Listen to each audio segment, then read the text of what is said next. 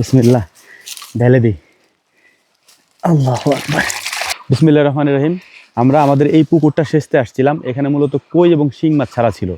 তো এখানে আসার পর এই পুকুরের মাঝখানে একটা কলস ছিল, মাঝখানে না সাইডে আর কি, এরকমই ছিল। তো ওইখানে হচ্ছে আমাদের কাজ চলতেছে, মানে পুকুর সেচার কাজ চলতেছে, মানে পানি নিষ্কাশনের ব্যবস্থা চলতেছে আর কি। আর এইখানে এই কলসটার মধ্যে কি পরিমাণ শিং মাছ ঢুকছে, মানে শিং মাছ এসে রয়েছে, এটা আপনারা দেখলে অবাক হয়ে যাবেন। আমি উপরে এনে দেখাইতেছি আপনাদেরকে, তার আগে একটু দেখাই আপনাদেরকে এর ভিতরে কি পরিমাণ শিং মাছ গেছে। যদিও এটা আমাদের ছাড়া মাছ, দেখেন কি পরিমাণ মাছ এই মানে কলসের মধ্যে। এটা মাটির কলস, কই মাছও আছে এটার মধ্যে।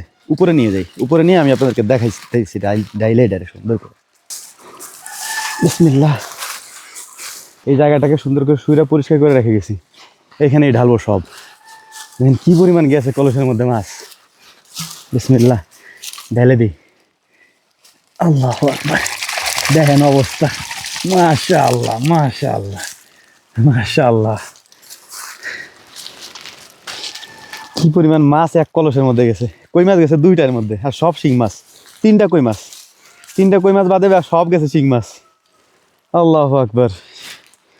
এগুলো এখন উঠাইতে হবে।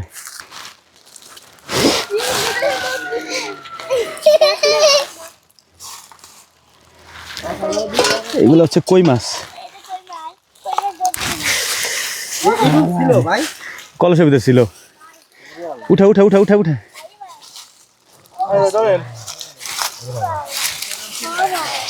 কলসের ভিতরে ছিল সব।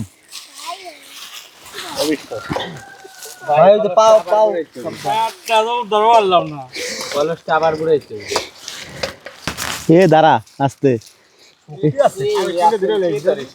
এগুলা খুবই রিস্কি। আমিও অবাক হয়ে গেছি এটা দেখে। স্বাভাবিকভাবে এরকম যাওয়ার কথা না, যদিও আমাদের তো চাষের মাছ, মানে আমরা তো এখানে ছাড়ছিলাম মাছ। তো ওই মাছগুলো হচ্ছে এটার মধ্যে গেছে, একটা কলসের মধ্যেই গেছে কতগুলা। দেখো কেতা মাতা জানি দেয় না। আমাদের কাজ চলতেছে এখানে যদিও, তো আমরা এখানেই ছিলাম।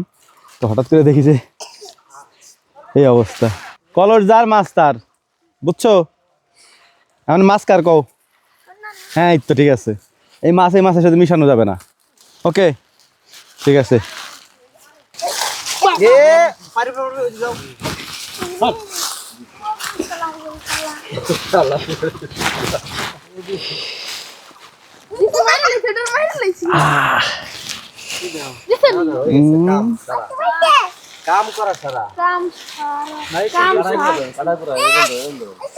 মোটামুটি এই পরিমাণ ঢুকছে একটা কলসের মধ্যে। ওই যে পিছনে কলসটা, ওই কলসের মধ্যে এই মাছগুলো ঢুকছে সব।